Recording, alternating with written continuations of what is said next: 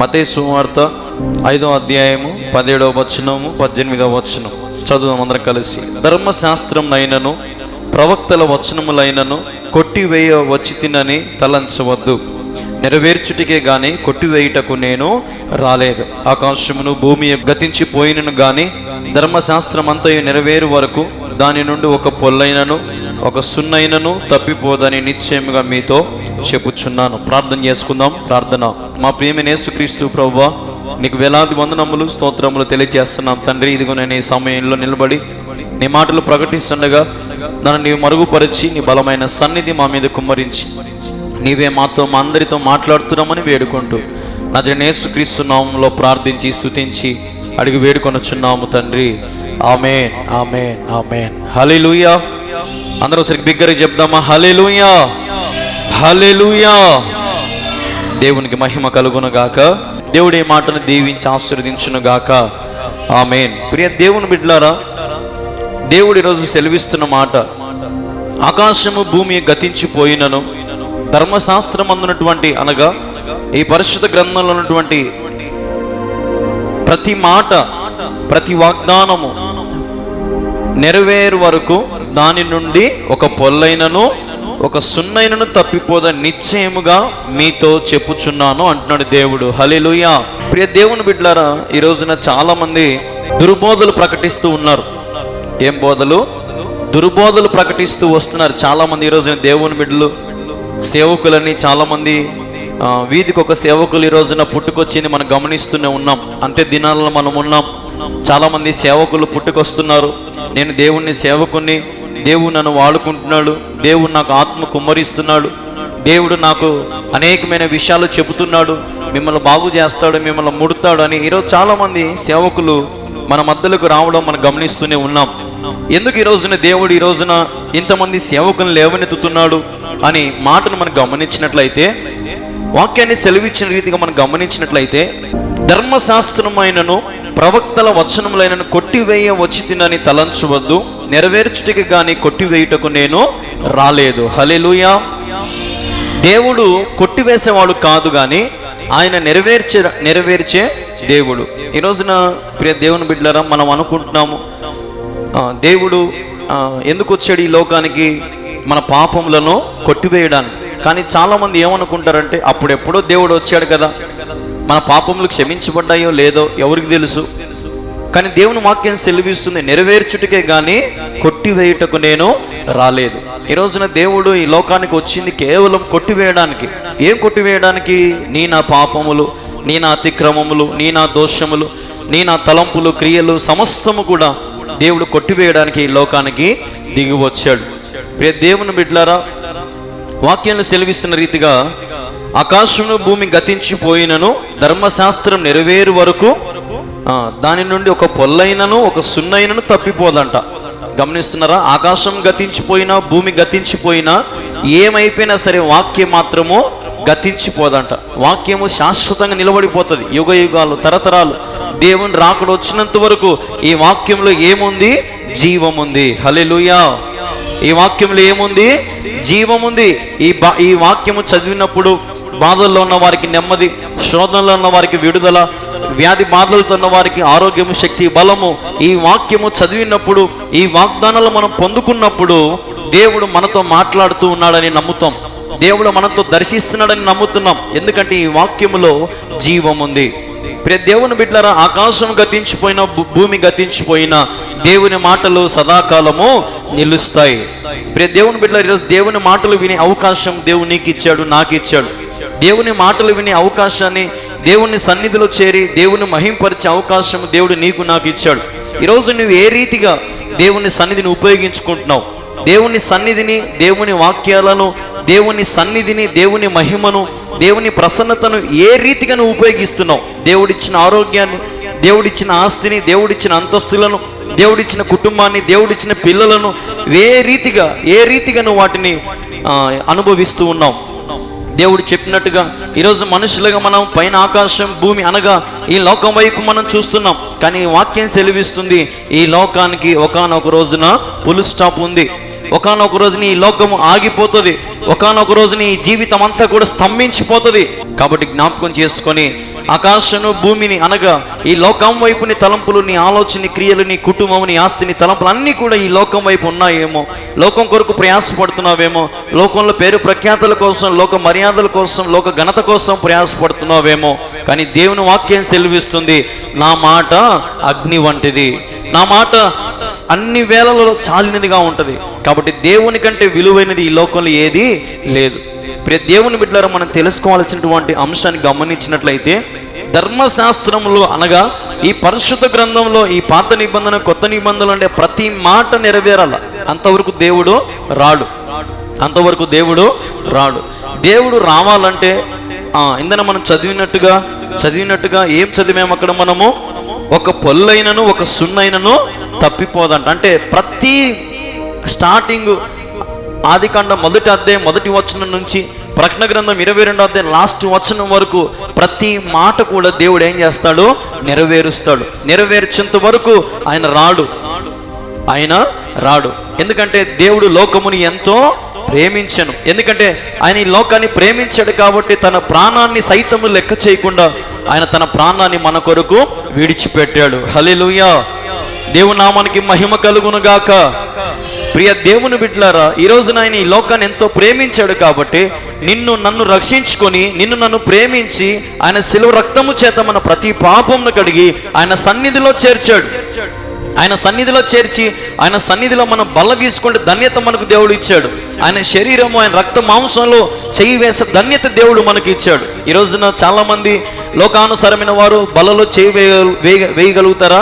వేయలేరు. దేవుడు రక్షించుకున్న వారే, బాప్తిసం పొందిన వారే పరిశుద్ధమైన బలలో చేయి వేయగలరు. ఈరోజు ఎంతమంది గుండె మీద చేసుకొని చెప్పగలరు, నేను బాప్తిసం పొందాను, నేను యథార్థంగా జీవిస్తున్నాను, నీతిమంతునిగా జీవిస్తున్నాను, నీతిమంతురాలుగా జీవిస్తున్నాను, దేవుడు చెప్పినట్టుగా బ్రతుకుతున్నానని ఈరోజు బాప్తిసం పొందినటువంటి వారు మనం చెప్పగలుగుతున్నామా?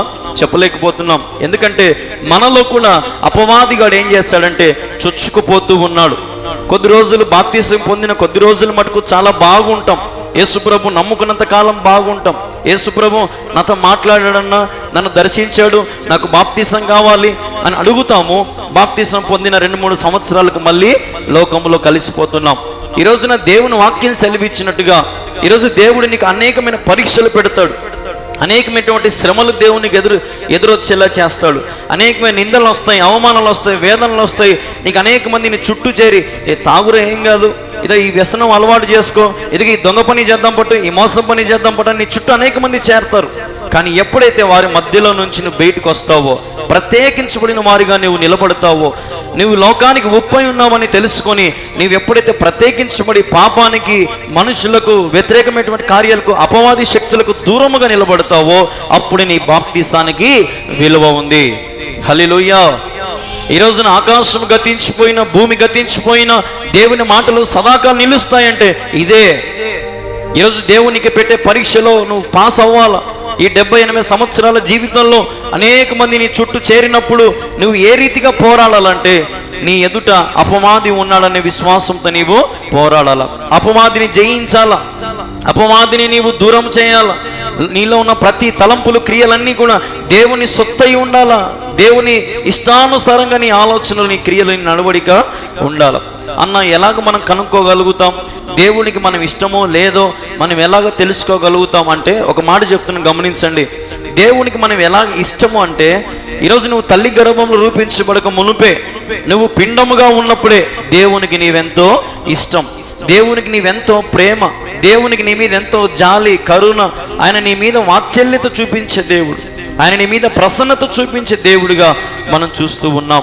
ప్రియ దేవుని బిడ్డలారా, ఈ రోజున మనం అందరం కూడా ఈ ఆకాశాన్ని చూసి ఎంత బాగుందో, ఈ భూమిని చూసి ఎంత బాగుందో, ఈ ప్రకృతిని చూసి ఎంత బాగుందో అనుకుంటున్నాం. కానీ అసలైనటువంటి వాక్యాన్ని, వాక్యంలో ఉన్న జీవాన్ని మనము మర్చిపోతున్నాం. దేవుడు చెప్పిన మాటలు, దేవుడు చేసిన అద్భుత కార్యాలు, దేవుడు చేసిన సూచన క్రియలు, దేవుడు చేసిన ఘనమైన కార్యాలు ఈరోజు మనం మర్చిపోతున్నాం. నీకు ఎన్నోసార్లు దేవుడు ఆరోగ్యం ఇచ్చాడు, శక్తిని ఇచ్చాడు, బలముని ఇచ్చాడు. నీ జీవితంలో కావలసిన సమస్త విధమైన మేలుల చేత దేవుడు నింపి, ఆశీర్వదించి, గణపరిచి, స్థిరపరిచిన దేవునికి ఈరోజు నువ్వేమి ఇవ్వగలుగుతున్నావు? ముష్టేసినట్టు ఆదివారం పూట ఒకటి దేవునికి ఇస్తే అది పెద్ద సంగతి అయిపోయింది ఇప్పుడు కదా. మా పనులన్నీ మానుకొని వచ్చినాం, ఈరోజు ఆదివారం ఏదో దేవునికి ముష్టేసినట్టు అయిపోయింది కొంతమందికి. ప్రియ దేవుని బిడ్డలారా, దేవుడు నీ జీవితంలో మేలు చేస్తాడంటే అనుదినము ప్రతి క్షణము నీవు దేవుని మహిమపరచాలా. హల్లెలూయా, హల్లెలూయా. నువ్వు సాక్షిగా నిలబడాలా. నీకు ఆరోగ్యం ఎవరు బాగా ఇచ్చిందంటే నాకు దేవుడు ఇచ్చాడు. నీకు ఆరోగ్యం ఎవరు బాగా చేశారంటే నాకు దేవుడు ఇచ్చాడు. ఏమ్మా నీకు వివాహం విషయంలో ఎవరు సహాయం చేశారంటే మా దేవుడు నాకు సహాయం చేశాడు. అన్ని చోట్ల యేసయ్య నామము ఘనపరచబడాల, అన్ని చోట్ల యేసయ్య నామము కీర్తించబడాల. అప్పుడే దేవుడు ఎంతో సంతోషపడతాడు. ఈ రోజున ఎవరైనా మనకు లిఫ్ట్ ఇస్తేనో, ఎవరైనా మనకు సహాయం చేస్తేనో వెంటనే థ్యాంక్స్ అని చెప్తాం. అయ్యా థ్యాంక్స్ అయ్యా, వందనాలు అయ్యా అని చెప్తాం. మరి ఈ రోజున దేవునికి ఎన్నిసార్లు వందనాలు చెప్పిన ఆయన రుణాన్ని మనము తీర్చుకోలేం. మరి ఈ రోజున ఏదో ఆదివారం వస్తే చాలే అనుకుంటే కాదు, అన్ని వేళల్లో అన్ని సమయాల్లో నీవు దేవునికి మహింపరచాల. ప్రతికూల పరిస్థితులు వచ్చినా, అసాధారణమైన కార్యాలు నీలో జరిగిన, ఎన్ని పనులున్నా, ఎన్ని ఆటంకాలు వచ్చినా నా దేవుని కంటే విలువైన ఈ లోకంలో ఏది లేదు అని చెప్పాలా. హల్లెలూయా. నిజంగా దేవుని విషయంలో మనం ఒక తీర్మానం చేసుకోవాలా. ఏం తీర్మానం అంటే, దేవా నీకంటే నాకు విలువైనది ఏదీ లేదు. పైకి మాటతో అంటాం, నోటి మాటలు మాత్రం బాగా పలుకుతాం, కానీ వాటిని మనము అనుసరించలేకపోతున్నాం.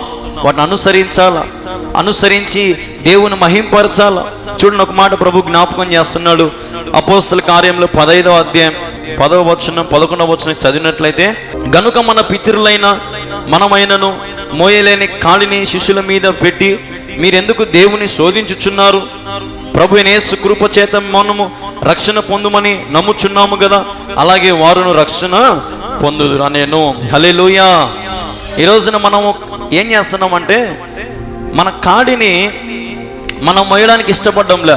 మన కాడిని, మన శ్రమను, మన ఇబ్బందిని మనం మోయడానికి ఇష్టపడ్డంలే. ఇప్పుడు అన్నీ కూడా పోయి పాస్టర్ కన్నా చెప్పాలా, యేసు ప్రభు కన్నా చెప్పాలా. చిన్న శ్రమ వచ్చినా ఈరోజు ప్రభువా నేను మోయలేకపోతున్నాను, దేవా నా వల్ల కావట్లేదు, దేవా నాకు ఎన్నో ఇబ్బందులు ఉన్నాయి, నేను తట్టుకోలేకపోతున్నాను ప్రభువా. ఒకటి గమనించండి, దేవుడు నువ్వెంత తట్టుకుంటావో అంతే శ్రమ పెడతాడు నీకు. దేవుడు నువ్వెంత మోయగలుగుతావో అంత బరువే నీ మీద పెడతాడు. కానీ ఆయన నిన్ను బాధ పెట్టే దేవుడు కాదు. దేవుని బిడ్డలారా, ఇక్కడ గమనించినట్లయితే ప్రభువైన యేసు కృప చేత మనము రక్షణ పొంది ఉన్నామని. హల్లెలూయా. దేవుని కృప చేత మనము రక్షణ పొందాం. ఈ రోజున లేదంటే మనం ఎప్పుడో లోకంలో నశించిపోయేవారం, లోకంలో ఎప్పుడో మన జీవితాన్ని ముగించేవారమేమో. ఒకవేళ దేవుని కృప లేకపోతే అనేకమైన కరోనాలు వచ్చినాయి, అనేకమైనటువంటి తెగుళ్ళు వచ్చినాయి, వ్యాధులు వచ్చినాయి, బాధలు వచ్చినాయి, కుటుంబ సమస్యలు వచ్చినాయి, కుటుంబ గొడవలు వచ్చినాయి. అనేకమైన వాటి చేత నుంచి దేవుడు మనల్ని ఏం చేపించాడు? తప్పించాడు.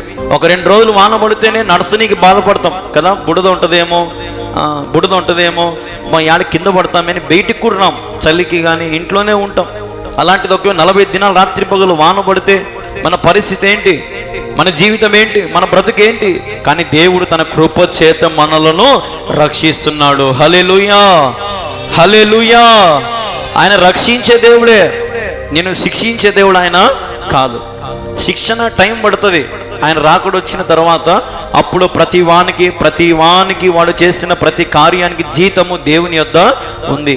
అప్పుడు ఒకవేళ నువ్వు పాపం చేస్తే శిక్ష పొందుకుంటావు, మంచిగా యథార్థంగా నీతిమంతంగా జీవిస్తే నీవు పరలోక రాజ్యాన్ని పొందుకుంటావు. ఈరోజు ఆలోచన చేసుకోవాలా, దేవుని కృప నీ మీద ఉన్నట్లయితే, దేవుని ఘనమైన కార్యాలు నీ జీవితంలో జరగాలంటే నీవు దేవునికి సొత్తువై ఉండాలా, దేవునికి ఇష్టానుసారంగా నీవు జీవించాలా, దేవునికి ఎంతైనా సరే నువ్వు సమర్పించుకోవడానికి సిద్ధంగా ఉండాలా. చూడండి, ఒక మాట రోమియోలు రాసిన పత్రిక 10వ అధ్యాయము 4వ వచనాన్ని మనం గమనించినట్లయితే, విశ్వసించు ప్రతి వానికి నీతి కలుగుటకై క్రీస్తు ధర్మశాస్త్రమును సమాప్తి అయి ఉన్నాడంట. హల్లెలూయా. విశ్వసించు ప్రతి వానికి, ఎవరికంట? విశ్వసించు ప్రతి వానికి. కొందరికని లేదడా, కొందరికని లేదు. విశ్వసించు ప్రతి వానికి. ఈ రోజున కులమత జాతి వర్ణ భేదం అంటూ ఏది లేదు. యేసుక్రీస్తు అందరికీ ప్రభు. దేవుడు చెప్తున్నాడు, నేనే మార్గము సత్యము జీవమునై ఉన్నాను, నా ద్వారా తప్ప ఎవరు తండ్రి యొద్దకు రాలేరు. ఎందుకంటే మీరు ఈరోజు విశ్వసించి ప్రభువుని అడగండి. అది ఏదైనా సరే విశ్వాసంతో ప్రభువుని అడగండి, కొండను సైతము నీవు పెకిలించవచ్చు. ఎరికో ప్రాకారంలోని దేవుడు తన బిడ్డలతో కూల్చినట్లుగా ఆరిన నేల మీద తన బిడ్డలు నడిపించినట్లుగా ఎర్ర సముద్రం 2 పాయలుగా చీల్చిన దేవుడు, ఆకాశం నుంచి మన్నాను కురిపించిన దేవుడు ఈరోజు నీ జీవితంలో కూడా ఘనమైన కార్యాలు జరిగిస్తాడు. ప్రియ దేవుని బిడ్డలారా, ఈరోజు మానవుడు అతిశయిస్తున్నాడు, గర్వపడుతున్నాడు. బైబిల్లో ఒక అతను ఉన్నాడు సంసోన్ అని. సంసోను చాలా బలమైన వాడు, చాలా తన వెంట్రుకలతో బలం ఉంది, చాలా దృఢమైన శరీరం. ఒకసారి యుద్ధంలో దిగితే అంటే ఎదురుకొచ్చేవాడు ఎవడైనా సరే మట్టి కలిపించేస్తాడు. అంత బలమైన వాడు డెలీలా అనే ఒక వ్యభిచారితో తప్పు చేస్తాడు, అంతే అయిపోయి తన బలం అంతా ఏమైపోతుంది, పోతుంది.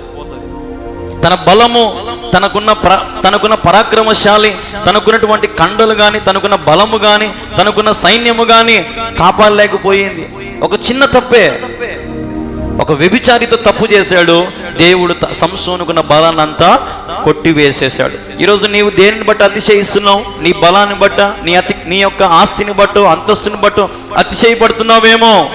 జాగ్రత్త, దేవుడు అనుకుంటే వాటిని ఒక్క సెకండ్లో తీసివేయగలడు. జాగ్రత్త ప్రియ దేవుని బిడ్డలారా, ఈ కార్యక్రమాన్ని వీక్షిస్తున్న దేవుని బిడ్డలారా, ఈ ప్రోగ్రాన్ని ఎక్కడైతే ఏ ప్రాంతం నుంచి వీక్షిస్తున్నారు, ఇక్కడ చేరిన మీరైనా, ఈ సౌండ్ శిష్యుల వారింటిన గ్రామస్తులైన ఎవరైనా సరే, నీవు దేనిని బట్టి అతిశయించినా అది దేవునికి ఇష్టమైతే నిలబడుతుంది.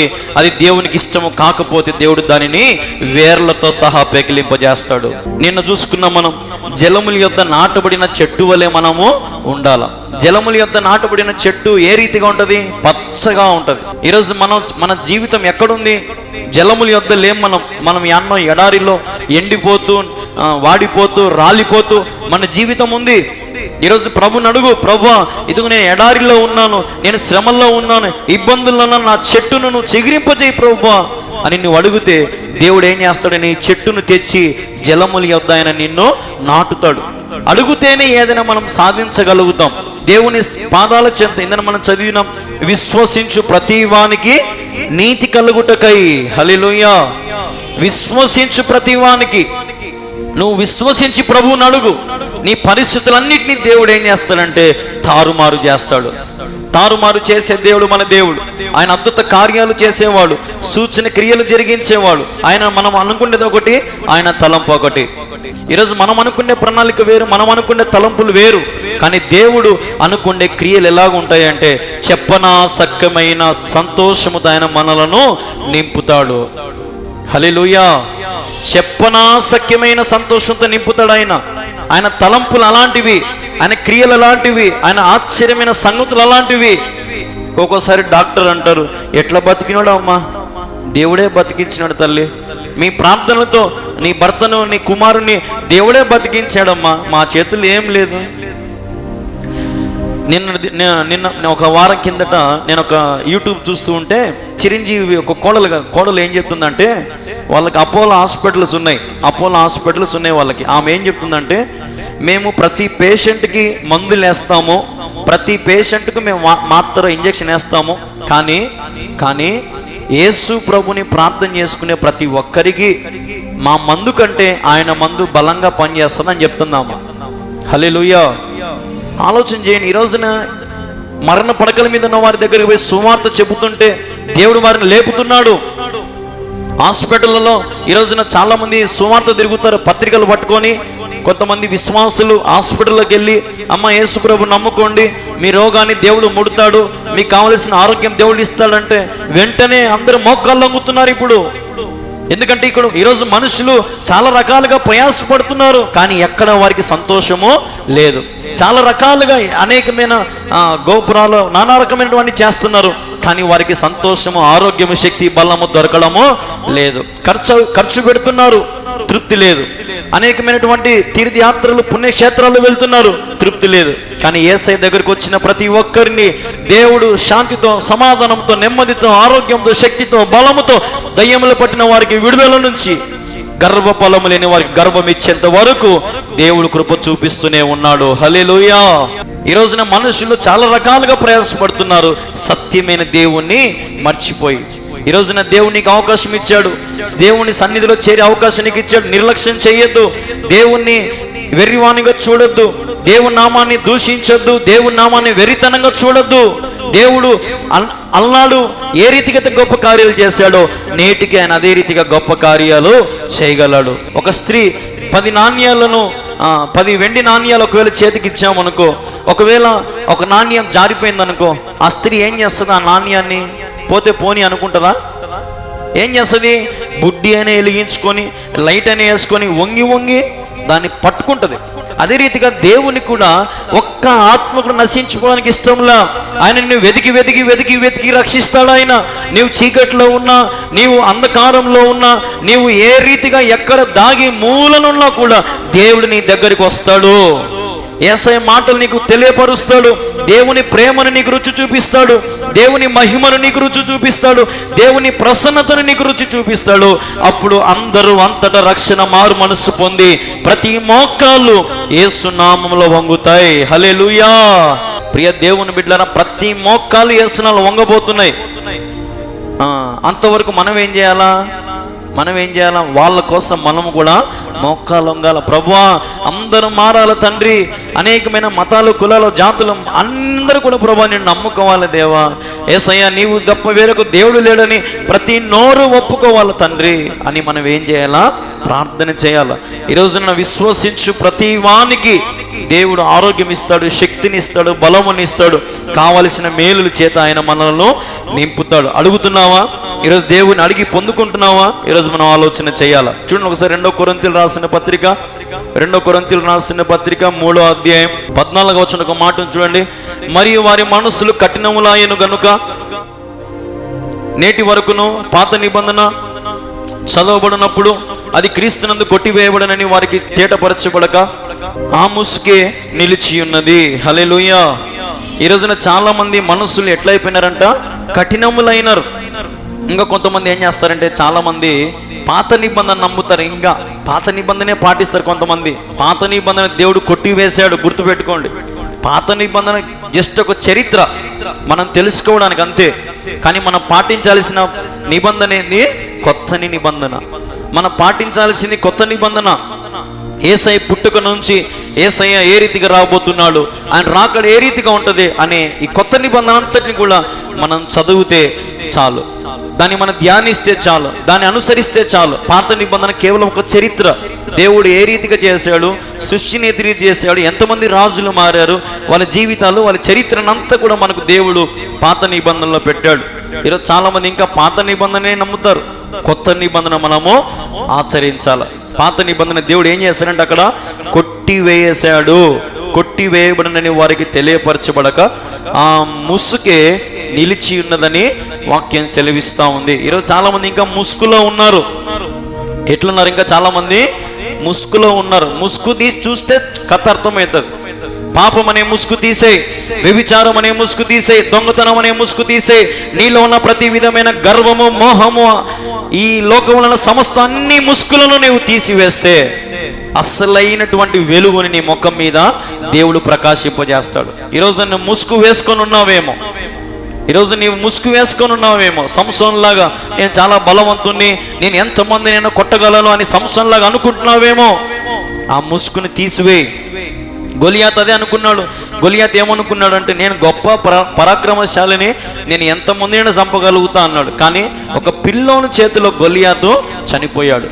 ప్రియ దేవుని బిడ్డలారా, ఈ రోజున నీవు నేను కూడా తెలుసుకోవాల్సినటువంటి భాగం ఏంటంటే, నువ్వు దేనితో అతిశయపడతావో అదే నీకు శత్రువుగా మార్చబడుతుంది. నువ్వు దేనిని బట్టి అయితే గర్వపడతావో అదే నీకు నాశనానికి దారి చూపిస్తుంది. జాగ్రత్త.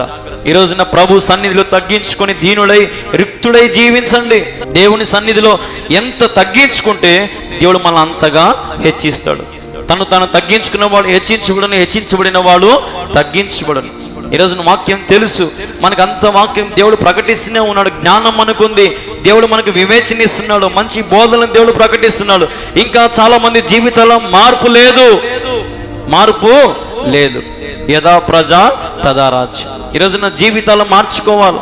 ఈరోజు జీవితం మార్చుకొని దేవుని విషయంలో పాతవి గతించెను, సమస్తం కొత్తవాయను అన్నట్లుగా పాతవన్నిటిని మనం ఏం చేయాలా? తీసివేసేయాలి. పాతవన్నిటిని మనం ఏం చేయాలా? కొట్టివేయాలి. కొత్తవి మనము ప్రారంభించాలి. కొత్త జీవితం, కొత్త గీతం, కొత్త ఆలాపన, కొత్త కీర్తన, నూతన దేహము, నూతన వస్త్రము. బాప్తిజం పొందినా కూడా కొంతమంది ఇంకా పాతకాలం బట్టలు వేసుకుంటారు, పాత స్టైల్లో పడతారు. ఇంకా బాప్తిజం పొందిన కూడా పాత బూతులు పోవు, పాత అలవాట్లు పోవు, పాత వ్యసనాలు పోవు, ఆకులు పోవు, ఒక్కలు పోవు, త్రాగుడు పోదు, సిగరెట్ పోదు. మనం బాప్తిజం తీసుకొని బల్ల తీసుకుంటే ఏం ప్రయోజనం? ఈరోజు ఆలోచన చేయాల. వాక్యం చెప్పినట్టుగా పాతవి గతించెను, సమస్తము కొత్తవాయెను. హల్లెలూయా. కొత్తవే దేవుడు నమ్ముకుంటాడు, కొత్తవే దేవుడు ప్రేమిస్తాడు, కొత్త వాని వైపే దేవుడు ఆశ పెట్టుకుంటాడు. అట్లని చెప్పి మళ్ళీ పాపాత్మల కోసమే కదన్నా దేవుడు వచ్చిందంటే కరెక్టే. పాపుల కొరకే దేవుడు వచ్చాడు కానీ, పాపులు రక్షించడానికి దేవుడు వచ్చాడు కానీ నీతిమంతులను దేవుడు వదిలిపెట్టాడు. నీతిమంతులను ఎత్తుకొని భుజం మీద పెట్టుకుంటాడు ఆయన. అంత ప్రేమ ఆయన. ఈ రోజున తప్పిపోయి తిరిగి ప్రయాసపడుతున్న దేవుని బిడ్డలారా, ప్రభు సన్నిధిలోకి రా. ప్రభు దగ్గర సమస్తాన్ని పాతవి విడిచిపెట్టుకో. తప్పిపోయిన కుమారుడు తన తండ్రి దగ్గర నుంచి తన ఆస్తిని అంతను కూడా రాబట్టుకొని దేవుడు చెప్పినట్టుగా బ్రతక్కోకుండా, తండ్రి చెప్పినట్టు బ్రతక్కోకుండా, నా డబ్బులు నాకి, నా ఆస్తి నాకి అని చెప్పి తీసుకొని పోయి ఫ్రెండ్స్తో తాగి తందనలాడి వ్యభిచారం చేసి మోహము చూపుల చేత డబ్బునంతా కూడా త్రాగుడుకు, వ్యసనాలకు డబ్బునంతా కూడా చల్లి ఐపు చేసి లాస్ట్కి బతికి ఏమైపోయింది? పందులు తినే పొట్టుకు వచ్చేసినాడు. ఈరోజు నీవు కూడా అనుకుంటున్నావు నా దగ్గర ఆస్తి ఉంది, అంతస్తులు ఉన్నాయి, జాగ్రత్త. దేవుడు అనుకుంటే నిన్ను కూడా పందులు పొట్టు తినే స్థితికి దేవుడు తీసుకుపోగలుగుతాడు. కానీ ఆయన నిన్ను తీసుకోపోలేదంటే నీకు ఇంకా దేవుడు ఏమిస్తున్నాడు? అవకాశం ఇస్తున్నాడు, ఛాన్స్ ఇస్తున్నాడు. జాగ్రత్త. చేతులు కాలేక ఆకులు పట్టుకుంటే ప్రయోజనం లేదు. దేవుడు చెప్పినట్టుగా ఆ తప్పిపోయిన కుమారుడు కానీ ఒకవేళ తండ్రి దగ్గరే ఉండి తండ్రిని చూసుకుంటూ, ఆస్తిని చూసుకుంటూ, ఏదైనా ఒక వ్యాపారము చేసుకుంటూ ఉండింటే బాగుండు. కానీ అతిశయపడ్డాడు. నేను మా నాయన కంటే గొప్పవాడిని, మా నాయన కంటే నాకు తెలివి ఎక్కువ ఉంది, మా నాయన కంటే నేను బాగా సంపాదిస్తా, మా నాయన ఆస్తి అని, పనికి మాలిన ఆస్తి, దాన్ని 100 రెట్లు చేస్తా అని చెప్పి నాయన నా ఆస్తి నాకి అన్నాడు. లాస్ట్కి పోయి పందులు పొట్టు తినే బతుకు వచ్చింది. పందులు పొట్టు తినేటప్పుడు ఏడుస్తున్నాడు. ఇంకా కళ్ళల్లో నీళ్లు గారిపోతున్నాయి. నా తండ్రి దగ్గర ఉంటే ఎంత బాగుండేది, నా తండ్రి దగ్గర ఉంటే నాకు మంచి పల్లెములు నాకు అన్నం పెట్టేవాడు, ఎంతో మంది పనివారు, మంచి వస్త్రాలు, మంచి ఎన్నో ఉన్నాయి, నాకు అన్నిటిని అనవసరంగా పోగొట్టుకున్నానే. ఇప్పుడు నా తండ్రి దగ్గరికి పోవడానికి నాకు ముఖం చెల్లడం లేదే. అయినప్పటికీ నేను నా తండ్రి దగ్గరికి నేను వెళతా. హల్లెలూయా. ఒక్కొక్కసారి మనకు కూడా మన ముఖం చెల్లదు. దేవుణ్ణి సన్నిధికి పోవడానికి, యేసు ప్రభు దగ్గరికి మన ముఖం చెల్లదు. కానీ నీవు తెగించి అడుగు ముందుకేస్తే దేవుడు కూడా ఆ తప్పిపోయిన కుమారుని ఏ రీతికి అయితే తండ్రి రోజు ఉదయము సాయంత్రము గేటు కాడికి వచ్చి నిలబడి చూస్తాడంట. వస్తాడేమో. కానీ సడన్గా ఒక రోజున తండ్రి బయట నిలబడి చూస్తూ ఉంటే కొడుకు నడుచుకుంటా వస్తూ ఉన్నాడు, పిచ్చోని మాదిరి. ఒంటి మీద వస్త్రాలు లేవు, మాసిపోయిన బట్టలు వేసుకున్నాడు, కడుపంత లోబులు పోయింది, ఎంకలన్నీ బయట పడినాయి, చాలా ఘోరమైన స్థితిలో ఉన్నాడు. త్రాగి వ్యసనపరుడై అలవాట్ల చేత చాలా దుర్భరమైన స్థితిలో ఉన్నాడు. తండ్రి వాడిని చూడగానే తండ్రి కూడా ఏం చేశాడంటే పరిగెత్తుకుంటూ పోయాడు. ఆ కొడుకు పరిగెత్తి వచ్చాడు. ఇద్దరు కలుసుకున్నారు, కౌగిలించుకున్నారు. అంత రోతగా ఉన్న కొడుకుని తండ్రి ఏం చేశాడు? మెడ మీద ముద్దు పెట్టుకున్నాడు. హల్లెలూయా. ఈరోజు నీ రోతని దేవుడు ప్రేమిస్తాడు, నీ పాపాన్ని దేవుడు కొట్టివేస్తాడు, నీ జీవితాన్ని దేవుడు బాగుపరుస్తాడు.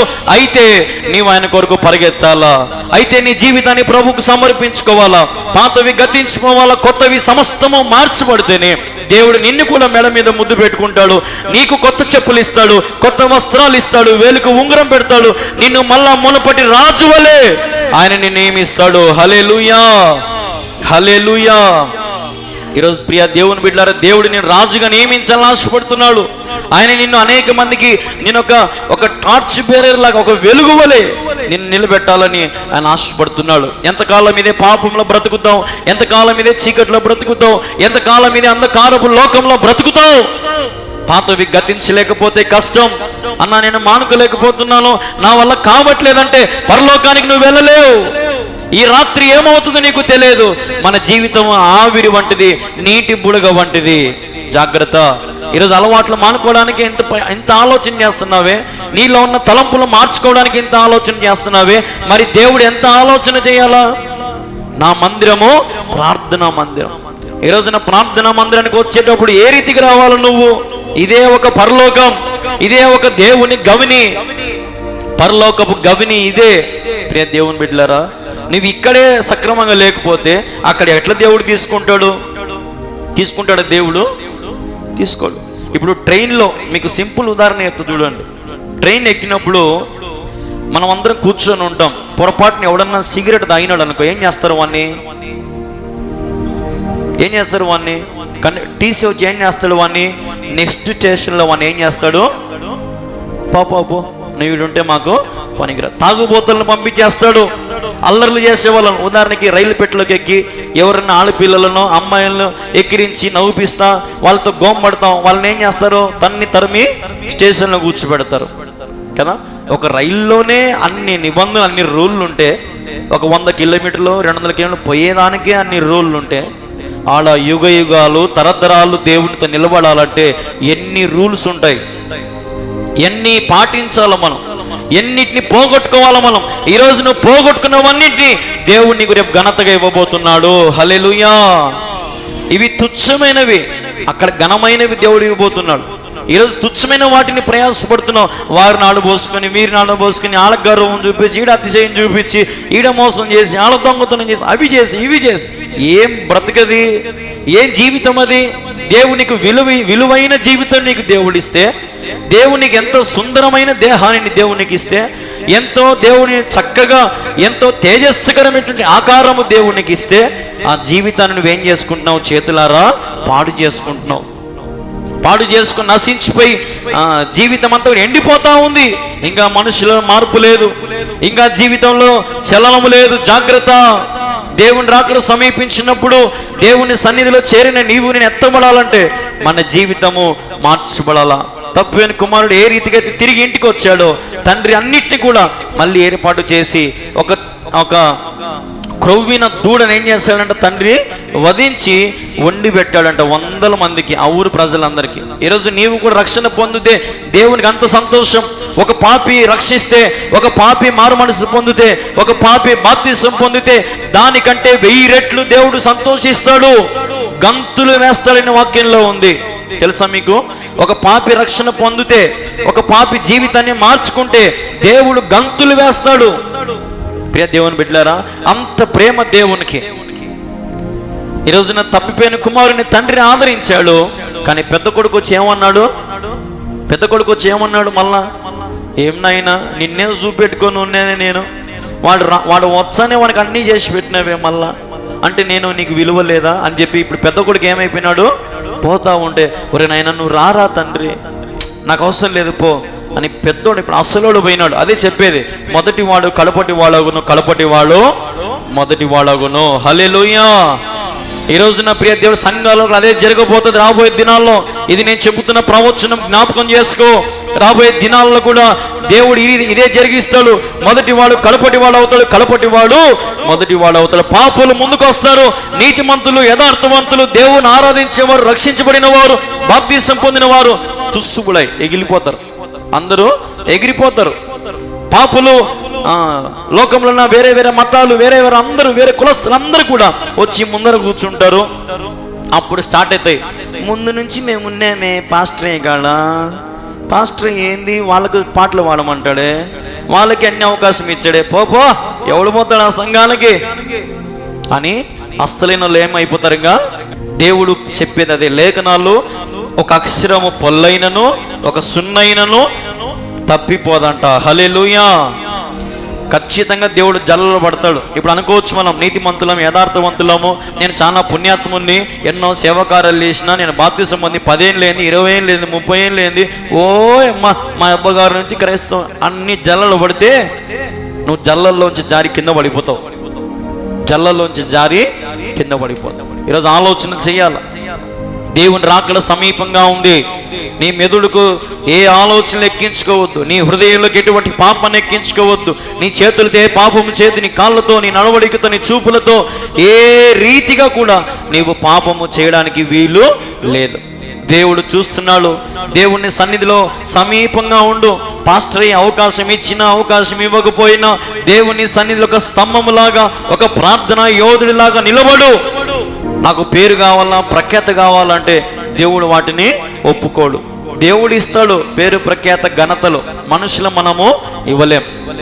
ఇప్పుడు ఉదాహరణకి అందరినీ తృప్తిపరచాలంటే నేను తృప్తిపరచగలుగుతాను, ఉన్న వాళ్ళందరికీ చేయలేను. ఒకరికి ఒక 500 ఇవ్వచ్చు, ఒకరికి 200 ఇవ్వచ్చు, ఒకరికి 300 ఇవ్వచ్చు, 100. ఇప్పుడు నా దగ్గర నుంచి ఉదాహరణకి ఒక 500 ఎవరికైనా ఇచ్చాను అనుకో, పక్కనోనికి ఒక 1000 రూపాయలు ఇచ్చాను అనుకో, అప్పుడు ఇలా అంటాడు 500 చూడరా మనకి 1000 ఇచ్చినాడు, ఈ 500 ఏమికి కావాలా కదా, ఈ 500తో తృప్తి పడ్డాడు. ఏదో నేను పాస్టర్ నాకు ఒక 500 ఇచ్చాను తృప్తి పడ్డు, వీని మీద గొనుగుతాడు, లాస్ట్ ఈడు అలిగిపోతాడు. వీడేం చేస్తాడు, 1000 రూపాయలు వీంటికి చూసి ఏది నీకు 500 ఇచ్చినాడే, నాకు 1000 ఇచ్చినాడని ఇట్లా వీళ్ళిద్దరు గొడవలు పెట్టుకుంటారు. ఈ రోజున ప్రతిఫలము మనం ఇవ్వలేం, జీతము మనం ఇవ్వలేం, కానీ దేవుడు అంటున్నాడు ప్రతి దానికి తగిన సమయంలో నేను జీతమునిచ్చువాడను నేనే. హల్లెలూయా.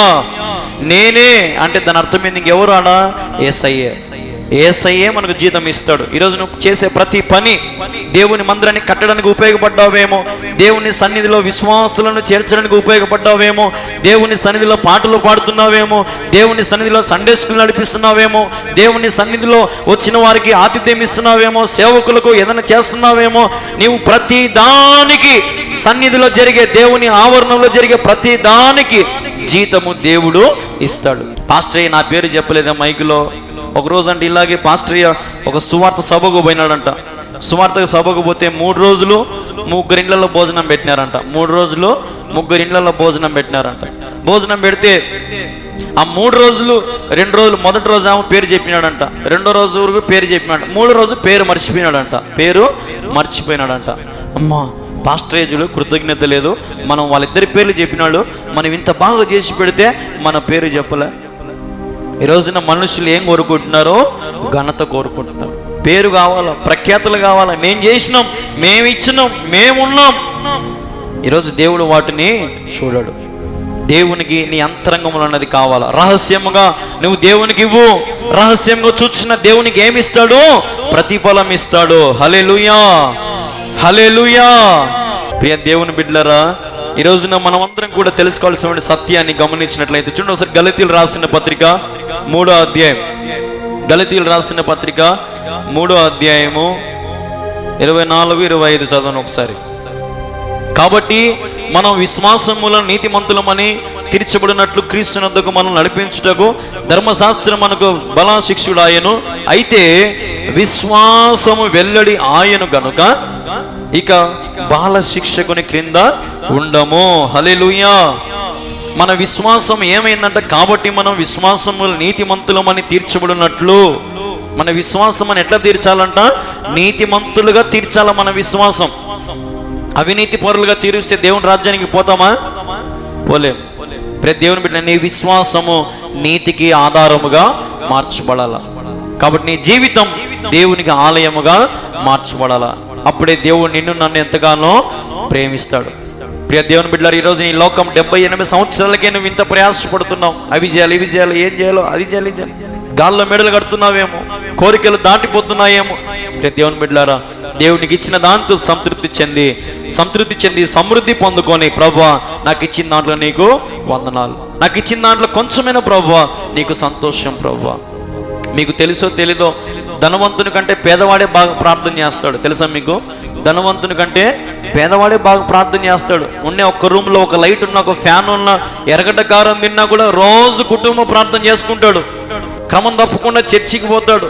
వానికి వచ్చి 2-3 వేల దాంట్లోనే మళ్ళా ఒక 200-300 దశంభాగం ఇస్తాడు పేదవాడు. కానీ ధనవంతుడు ఇవ్వడు. ధనవంతునికి ధనాపేక్ష, ధనవంతునికి డబ్బంటే మోహము, ధనవంతునికి అన్నీ కావాలా, దేవుడు మాత్రము వద్దు. ప్రియ దేవుని బిడ్డలారా, చేరిన నీవు నేను అన్ని బాగున్నప్పుడు దేవుణ్ణి పూజించడము ఆరాధించడం గొప్ప సంగతి కాదు. ఏమీ లేని స్థితిలో కూడా మన దేవుని మనము ఆరాధించాలి.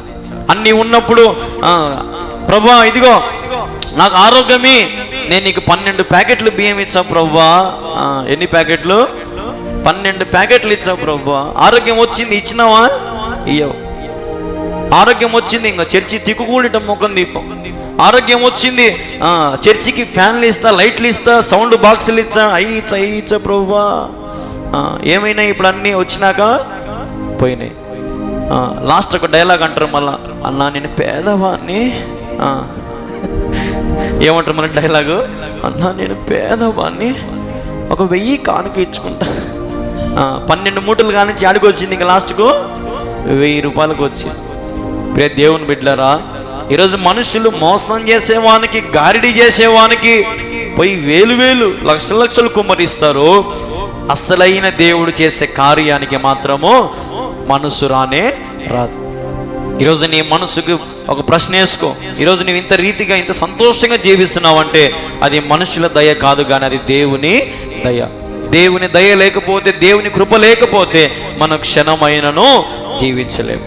ప్రియ దేవుని, నీ విశ్వాసం ద్వారా నీవు నీతిమంతునిగా ఎంచబడచ్చు. నీ నీతిమంతునిగా ఎంచబడాల. దేవుని రాజ్యంలో ఇదిగో నా బిడ్డ నీతిమంతుడు, యథార్థవంతుడు, పరిశుద్ధుడు అని దేవుడు అక్కడ అనేక మంది మధ్యలో నీ గురించి చెప్పాలా. ఈరోజు దేవుని కోసం హతసాక్షి చేయడానికి సిద్ధపడాలా. దేవుని కోసం సువార్త ప్రకటించడానికి సిద్ధపడాలా. దేవుని కోసం నశించిపోతున్న వారిని వెతికి రక్షించడానికి సిద్ధపడాలి. కానీ నీవే సేకరించుకొని సమకూర్చుకొని నా స్థితిగతులను మార్చుకుంటా నేనే బాగుపడాలా, నేనే అన్ని రకాలుగా ఉండాలంటే కాదు. ఈరోజు వాక్యం చెప్పినట్టుగా నిన్ను వలె నీ పొరుగు వారిని ప్రేమించు. ఒకవేళ నీ దగ్గర 2 అంగీలు ఉన్నట్లయితే ఎవరైనా వచ్చి నేను ఒక అంగీ అడిగితే నువ్వేం చేయాలంట? ఒక అంగీ ఇయ్యాలా. మనం అంటాం ఆ మాట, నాకే లేక నేను చచ్చంటే నువ్వేంది నన్ను వచ్చి అడుగుతావు కదా, నాకే తిని గతి లేకపోతే నువ్వు వచ్చి నన్ను అడుగుతావు.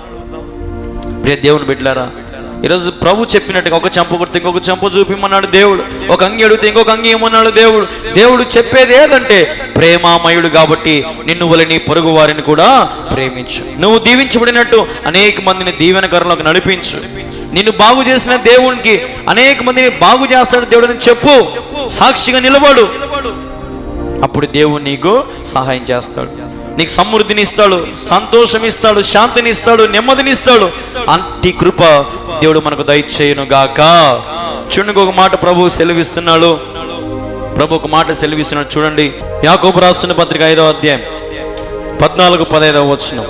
మీలో ఎవడైనా రోగి అయి ఉన్నాడా? అతడు సంఘపు పెద్దలను పిలిపింపవలెను. వారు ప్రభు నామమున అతనికి నూనె రాచి అతని కొరకు ప్రార్థన చేయవలెను.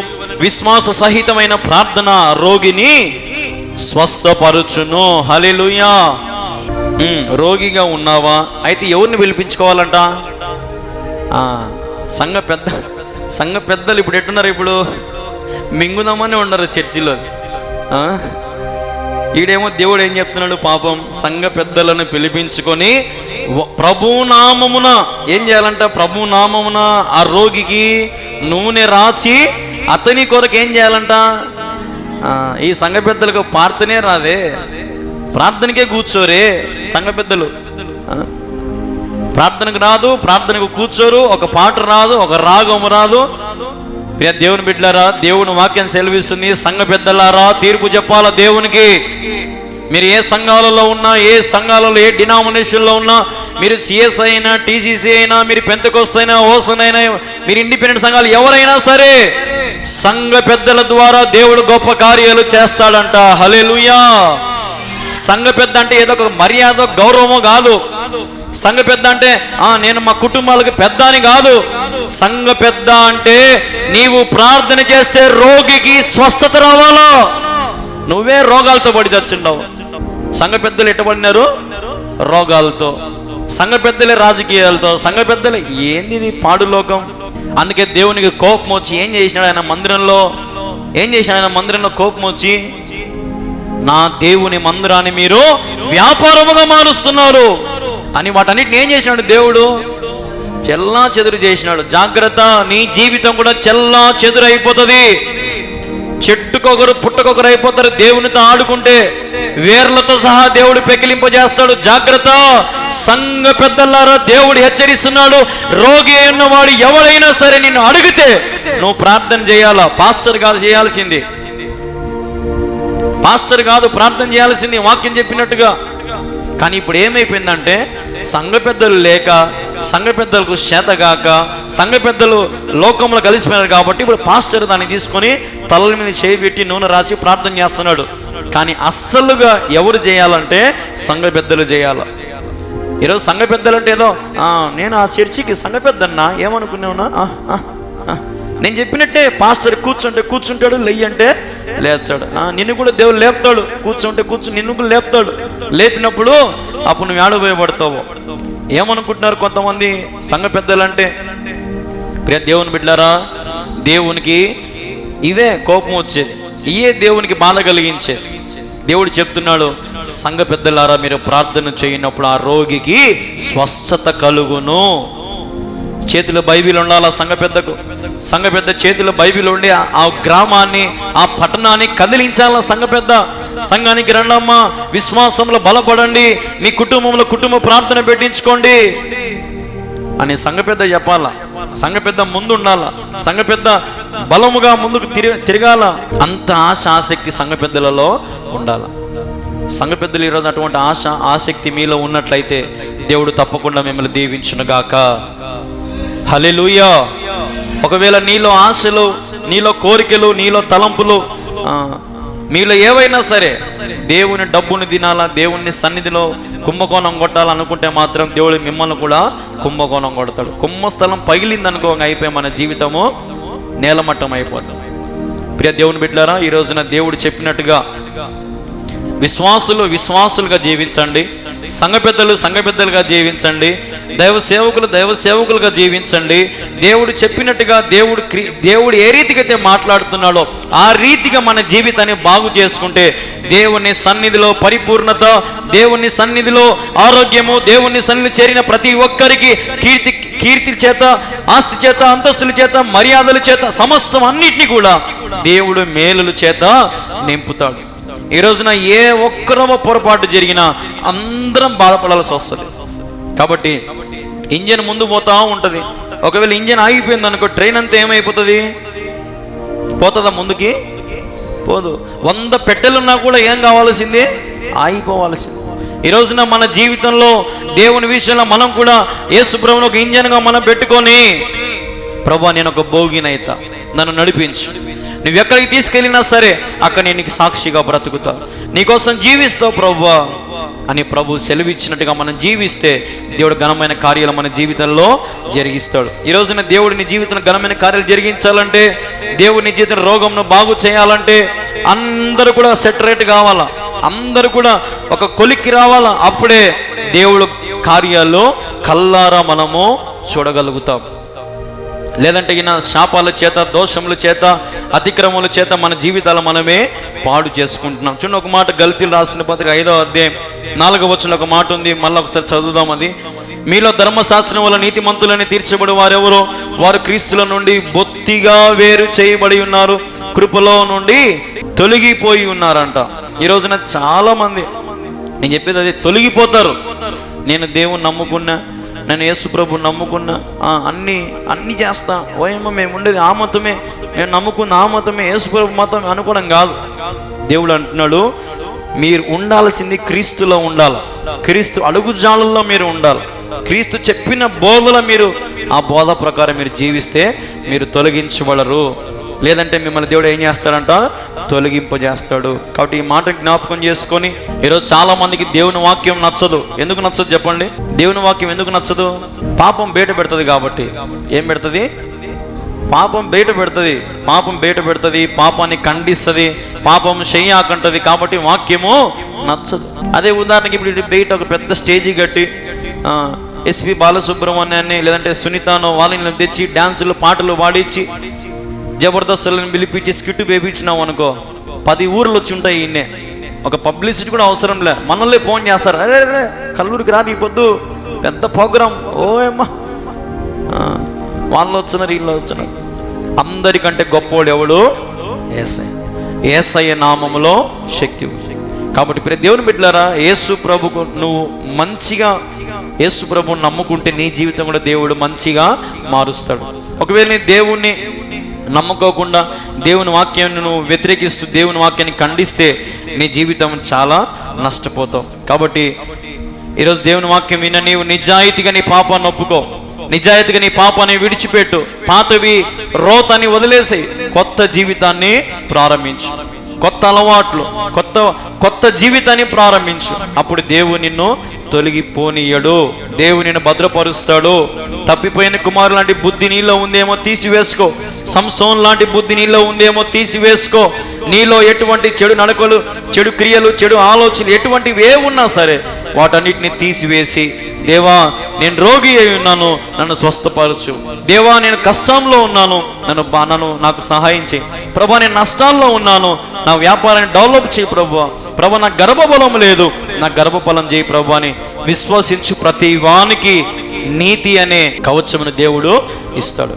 నీతి అనే ఒక దర్శనం, నీతి అనే ఒక కృప దేవుడు మన మీద ఉంచుతాడు. నువ్వు అడిగిన వాటన్నిటినీ పొందుకుంటావు. కాబట్టి సంఘంలో ఎవరు ఏ పనులు చేయాలో ప్రతి వానికి జీతము దేవుని యొద్ద ఉంది. కాబట్టి నీకు వచ్చిన పనిని దాచిపెట్టుకోవద్దు, నీ ఒళ్ళును దాచిపెట్టుకోవద్దు, నీ దేహాన్ని దాచిపెట్టుకోవద్దు. దేవుని కోసం కష్టపడు, దేవుని కోసం శ్రమపడు, దేవుని కోసం నీ జీవితాన్ని కళముట్టించు. నీ జీవితం ఈరోజు అయిపోవచ్చు, కానీ ఒకానొక రోజున దేవుడు రాకడొచ్చినప్పుడు ఆయనను మనమందరం కూడా చూస్తాం. ఆయన చూసినప్పుడు ఆయన సన్నిధిలో మనం ఉన్నప్పుడు కొన్ని వేల మంది మధ్యలో ఆయన నిన్ను పేరు పెట్టి పిలుస్తాడు. ఈ లోకంలో నీకు ఏ పేరు అవుతుందో అదే పేరు పెట్టి నేను పిలుస్తాడు. పిలిచినప్పుడు దేవుని దగ్గర నీవు కానీ యథార్థంగా జీవించినట్లయితే నిన్ను పరలోకానికి తీసుకెళ్ళమంటాడు, లేదంటే నిన్ను పాతాళంలో వేయమంటాడు. ఆలోచన చేసుకో. ఈడ కష్టాలు పడి ఆడ కష్టాలు పడతావా? ఈడ కష్టాలైనా నష్టాలైన వ్యాధి బాధలు ఏమైనా సరే ఓర్చుకొని ప్రభు సన్నిధిలో ఉండి ప్రభువా నాకు నీవు ఉంటే చాలు అంటావా? అక్కడ నీకు నిత్య యవ్వనము, నిత్యము ప్రభు సన్నిధిలో చేరి ఆయన నామాన్ని మహిమపరిచే అవకాశం. ఓర్చుకుంటే ఘనత, ఓపికతో ఉంటే ఘనత, అన్నిటిని వదులుకుంటే ఘనత, పాపాన్ని చీదిరించుకుంటే ఘనత. ఏది కావాలో ఆలోచన చేసుకో. నీ దగ్గర రెండే మార్గాలు ఉన్నాయి, ఒకటి పరలోకమా, ఒకటి నరకమా. రెండు దారుల మధ్యలో దేవుడు నిలబెడుతున్నాడు. నీ కన్ను దృష్టిలో నీకు రెండు కన్నులు ఉన్నట్టు రెండు దారులు నీ ముందర దేవుడు పెట్టాడు. ఏ దారి కావాలో ఆలోచన చేసుకో. ఇప్పుడు ఉదాహరణకి ఈ కన్ను మూసేసినాం అనుకో, ఇటు పక్కన కొంచెం కనపడదు ఎవరికైనా కదా. ఇప్పుడు ఈ కన్ను మూసేసినాం అనుకో, ఈ పక్క కనపడదు. అదే రెండు కన్నులు తెరుచుకుంటే మొత్తం కనపడుతుంది. కానీ ఈ రెండు కన్నులు వేరే వేరే పని, ఈ పని దీని పని ఇది చేసుకుంటుంది, దీని పని ఇది చేసుకుంటుంది. కానీ ఎప్పుడైతే మనం కళ్ళు తెరుస్తామో ఈ రెండు ఏకమవుతాయి. కాబట్టి మన దృష్టి కూడా ఏకం కావాలి. ఎవరి వైపు? యేసయ్య వైపు. హల్లెలూయా. ఎవరి వైపు ఏకం కావాలో మన దృష్టి కానీ మన మనసు కానీ యేసయ్య వైపు మన దృష్టి ఏకము కావాలా. ఈ రోజున మిమ్మల్ని అనాథులుగా విడిచిపెట్టే దేవుడు కాదు, మిమ్మల్ని ఎత్తుకునేవాడు ఆయన. మీరు శ్రమల్లో ఉన్న వ్యాధి బాధలను ఎట్టి పరిస్థితుల్లో నీవు ఉన్నా ఆయన మేము ఎత్తుకొని ఆదరించేవాడు. మిమ్మల్ని మెడ మీద ముద్దు పెట్టే దేవుడు ఆయన. లోకంలో తండ్రి కంటే, లోకంలో ఉన్న వారి కంటే ఆయన ఉన్నతమైన ప్రేమ గలవాడు. కాబట్టి తండ్రిని విడిచిపెట్టుకొని ఆ సౌందర్య లోకాన్ని విడిచిపెట్టుకొని ఒక పశువుల పాకలో ఆయన జన్మించాడంటే ఆలోచన చేయాలి. నీవు కానీ రక్షించబడుతున్నావా? ఆలోచన చేయి. ఇంకా ఎంతకాలం త్రోసివేస్తావు? ఇంకా రేపు ఉందిలే, వచ్చే సంవత్సరం, అటు వచ్చే సంవత్సరం త్రోసివేయావు. ఇది అనుకూలమైన సమయం. కాలం సంపూర్ణమై ఉన్నది, దేవుని రాకడ సమీపించుచున్నది. God is coming. దేవుడు రాబోతున్నాడు. ఆయన రాబోతున్న సమయంలో ఆయన ఒక బూర ఊదినప్పుడు ఆ బూర ఊదగానే ఎక్కడి వారు అక్కడ స్తంభించిపోతారు. ఆ బూర ఊదినప్పుడు నీవు నేను ఎత్తబడాలా. హల్లెలూయా. అదే నా ఆశ. నేను ఎందుకు ఇంత వేదనతో, ఎందుకు ఇంత కన్నీరు గార్చి ప్రార్థన చేసుకుంటానంటే, ప్రభువా అనేక మంది నీ వైపు చూడాలా, అనేక మంది నీ దగ్గరికి రావాలా. ఎందుకంటే దేవుడు మనకిచ్చిన బాధ్యత అది. ఈరోజు నేను రక్షణ పొందినట్టు నువ్వు కూడా ఏం చేయాలా? రక్షించబడాలా, ఆశీర్వదించబడాలా. ఈరోజు నీవు దీవించబడినట్టు అనేక మంది నువ్వు కూడా ఏం చేయాలా? దీవెనకరంగా నడిపించాలి. ఏడ్చి ప్రార్థన చేయి, మొరపెట్టు. ఒకానొక రోజున వారు మారుతారు. ఇంకా నీ శత్రువులను ప్రేమించట్లేదేమో, నీ శత్రువులతో నవ్వడం లేదేమో, నీ శత్రువులతో కలవడం లేదేమో, నీ శత్రువుల మీద ఇంకా పగ పెట్టుకుని ఉన్నావేమో. జాగ్రత్త. దేవుడు వాటన్నిటినీ ఒప్పుకోడు. దేవుని సన్నిధిలో అందరినీ క్షమించి, అందరినీ వదిలేసి, అందరితో ప్రేమ కలిగి, ఐక్యత కలిగి, పాత జీవితాన్ని వదిలేసి కొత్త జీవితాన్ని ప్రారంభించాను. పాత జీవితాన్ని వదిలిపెడితే కొత్త జీవితాన్ని ప్రారంభిస్తే ఎంత బాగుంటుందో ఆలోచన చేయండి. ఉదాహరణకి తాగుబోతుడు త్రాగుడు మానేస్తే ఎవరికి మేలు? దేవునికి మేలా, వానికి మేలా? ఎందుకు? ఆరోగ్యం బాగుంటుంది. ఇంతకుముందు లివర్ కుళ్ళిపోయి ఉంటుంది, అన్ని కుళ్ళిపోతూ ఉంటాయి. త్రాగి తూగి కింద పడి ఏడంటాడు కింద. ఇప్పుడు ఎట్లుంటాడు? బాగుంటాడు. అతనికే మేలు. వ్యసనాలు మానుకుంటే అతనికే మేలు. వ్యభిచారం చేసేవానికి వ్యభిచారం మానుకుంటే వానికే ఆరోగ్యం మేలు. మోసం చేసేవానికి మోసాలు మానుకుంటే వానికే మేలు.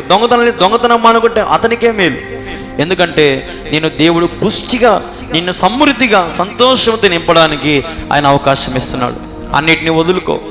లోకంలోని తలంపులను వదులుకో, లోక ఆశలను వదిలిపెట్టుకో. ఈ లోకమే మాయ లోకం. నేను చాలాసార్లు చెప్పిన, ఒకప్పుడు టచ్ ఫోన్లు వచ్చినప్పుడు మనం ఏదైనా రీఛార్జ్ చేసుకోవాలంటే అంగడి యాన్లో ఉంటుంది. అప్పట్లో ఊరికి ఒక అంగడు, టౌన్కి ఒక అంగడి ఉంటుంది. పోయి ఒక కార్డు కొనుక్కోవాలి. ఆ కార్డును రూపాయి బిల్లు పెట్టి గీరితే దాని మీద నెంబర్ ఉంటుంది. ఆ నెంబర్ మళ్ళీ మన ఫోన్లో ఒత్తుకుంటే కానీ 10 రూపాయలు ఎక్కిస్తే 6 రూపాయలు వస్తుంది. ఆ 6 రూపాయలతో కూడా అరే నా దాంట్లో బ్యాలెన్స్ అయిపోతుంది, ఉంటాం. ఇప్పుడు ఇంట్లో కూర్చొని రీఛార్జ్, ఫోన్లు పెరిగిపోయినాయి, టచ్లు పెరిగిపోతున్నాయి, సెల్లుల ర్యాములు కానీ అన్నీ పెరిగిపోతున్నాయి. రోజుకొక సెల్ వస్తూ ఉంది, రోజుకొక మోడల్. ఎందుకు? నిన్ను ఆకర్షించడానికి. రోజుకొక టీవీ సీరియల్, కొత్త ప్రోగ్రాం, రోజుకొక డ్యాన్స్ ప్రోగ్రాములు, రోజుకొక సినిమాలు, రోజుకొక కొత్త బట్టలు, కొత్త వేషం. ఎందుకంటే నిన్ను ఆకర్షించడానికే. ఏం యేసు ప్రభు వేసుకోలేడా? మంచి బట్టలు అనుకునింటే కోట్ వేసుకొని తిరగలేడు యేసు ప్రభు? అప్పుడు అనుకుంటే ఒకవేళ యేసు ప్రభు ఇంత సృష్టిని చేసినోడు ఒక పెద్ద ₹1,00,00,000 కారు తెచ్చుకోలేడా? ఒక మ్యాజిక్ చేసి తెచ్చుకోలేడా? ఎందుకు ఆయన మామూలుగా ఉన్నాడు, సాధారణమైన స్థితిలో ఉన్నాడంటే దేవుడు లోకంలో అన్నమాట అన్నిటినీ వద్దనుకున్నాడు. హల్లెలూయా. లోకంలో ఘనత వద్దనుకున్నాడు, లోకంలో పేరు ప్రఖ్యాతులు వద్దనుకున్నాడు. లోకంలో నాకు ఏది అక్కర్లేదు, నా దేవుడు పంపించిన పనిని నేను నెరవేరుస్తా. దేవుడు చెప్పిన పనినే చేశాడు. కానీ యేసు ప్రభు ఆయన సొంత ఆలోచనలు కానీ సొంత క్రియలు కానీ ఆయన చేయలే. ఒకవేళ దేవుడు చేయాలనుకుంటే ఎన్నో అవకాశాలు వచ్చినాయి యేసు ప్రభుకి. ఈరోజు మనుషులకు మనకు ఆశ ఎక్కువ, కానీ దేవునికి ఆశలు లేవు. ఈరోజు మనకు ఎవరన్నా సరే ఒకవేళ దేవునికి ఒక చనిపోయినవాడు వచ్చినాడు, చనిపోయిన పాపను లేపాలని చెప్పి ఆ యాయూరు కుమార్తె అని చెప్పి అతను వస్తే దేవుడు ఒకవేళ అనుకుంటే నాకేం పట్టింది, నా బతుకు నేను బతుకుడానికి పోవచ్చు. ఎందుకు చేశాడు గొప్ప కార్యము? దేవుడు చెప్పాడు. దేవుడు చెప్పినట్టుగా తూచా తప్పకుండా పాటించాడు. దేవుని మహిమార్థమై అనేక మందిని వెలుగు నడిపించాడు. ఆయన స్వార్థం ఎక్కడ లేదు. ఆయన ఏ పాపము చేయలేదు. ఆయన ఎక్కడ కూడా కన్నులో నుంచి కాళ్ళు వరకు, తల నుంచి అరికాల వరకు కొంచెం కూడా పాపము లేదు. ఎంత మంచోడు యేసయ్య. ఈరోజు నీకు అవకాశం వస్తే పాపం చేస్తావు, అవకాశం వస్తే త్రాగుతావు, అవకాశం వస్తే లోకానుసరం అన్నీ చేస్తున్నావే. నీలో నిలకడ లేదు, కట్టడ లేదు, భయం లేదు, భక్తి లేదు. ఏ రీతిగా నువ్వు దేవుని మహింపరచగలుగుతావు? ఆలోచన చేయి.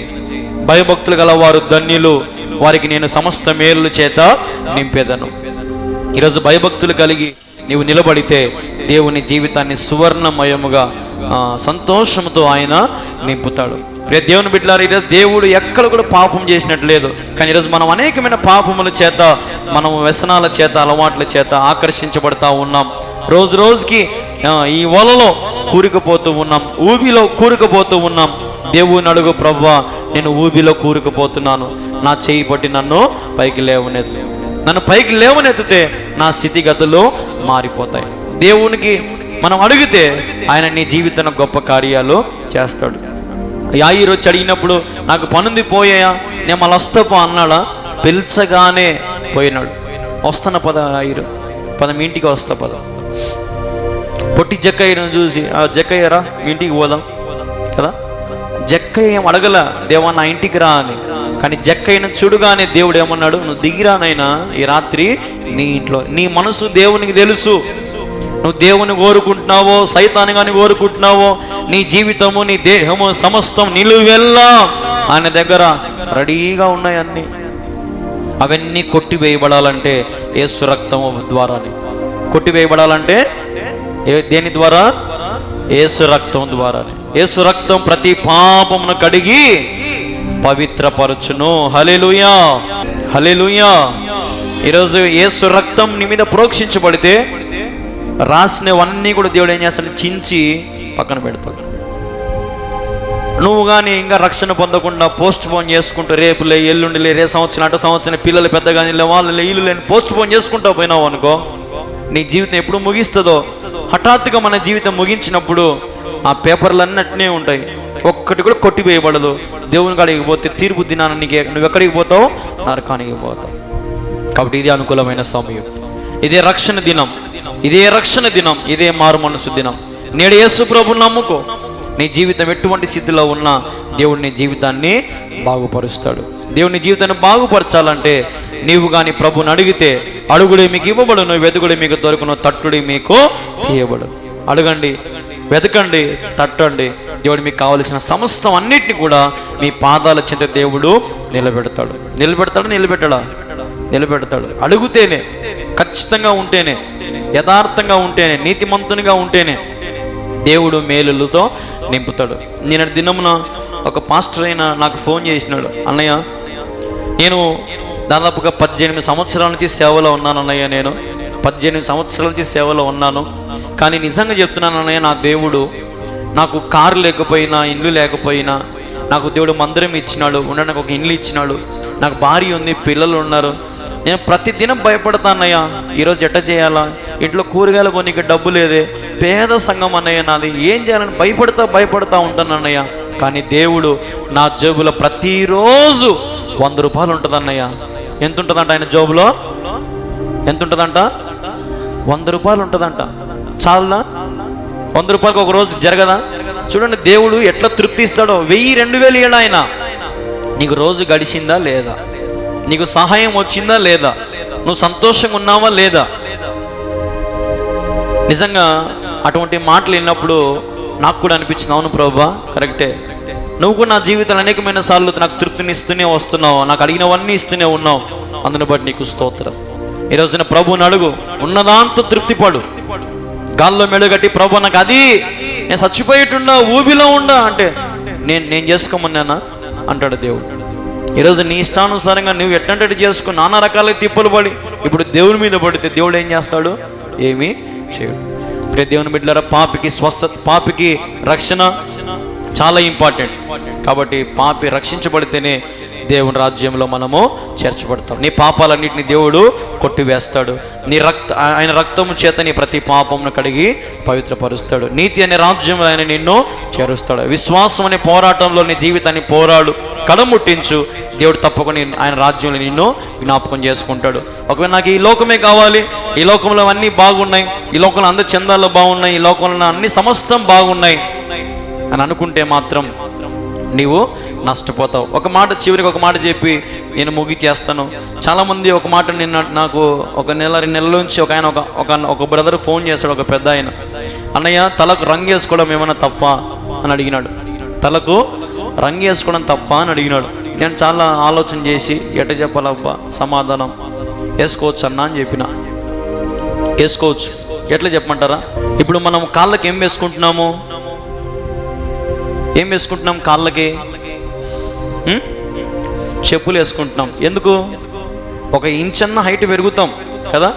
దేవుడిచ్చిన దానికంటే మనం 1 ఇంచి అట్లుంటాం చెప్పులు వేసుకుంటే కదా. చేతికి వేళ్లకు ఉంగరాలు, మంచి వస్త్రాలు, మంచి ప్యాంట్ వేసుకుంటున్నాము, చక్కగా తల దూక్కుంటాం, మకానికి పౌడర్ వేసుకుంటున్నాం. ఎందుకు? దేవుడిచ్చిన అందాన్ని మనము కాపాడుకుంటున్నాం. నేను చెప్పిన నెరిసిన వెంట్రుకలకు ఏదన్నా వేసుకుంటే వేసుకున్నా కానీ రంగురంగులు పిచ్చి రంగులన్నీ వేసుకుంటే మాత్రం తప్పు కదా. అవసరానికి ఏదైనా సరే మన దేహాన్ని బాగా పెట్టుకోవడం, నీట్గా పెట్టుకోవడం మంచిదే. మంచి వస్త్రాలు వేసుకోవడం కానీ, మంచిగా చెప్పులు కానీ, అంతను నీ దేహము దేవునికి ఆలయం కాబట్టి నువ్వు కూడా మంచిగా ఉండడం మంచిదే. కానీ నీ దేహాన్ని నువ్వు ఎప్పుడైతే అల్లరిగా చూసుకుంటావో, నానొక రంగులు వేసుకుని, నానొక ప్యాంట్లు, నానొక సక్కాలు, నానొక చీరలు కట్టుకొని నీ దేహాన్ని ఎప్పుడైతే నువ్వు సైతానులాగా చూపించుకుంటావో అది దేవునికి ఇష్టం ఉండదు అని చెప్పిన. ఈరోజు మనం కూడా మన దేహాన్ని భద్రపరచుకోండి. దేహము చాలా విలువైనది. ఈ దేహము దేవునికి ఆలయముగా ఉండాలి. అట్టి కృప దేవుడు మనందరికీ దయచేయును గాక. ఆమేన్.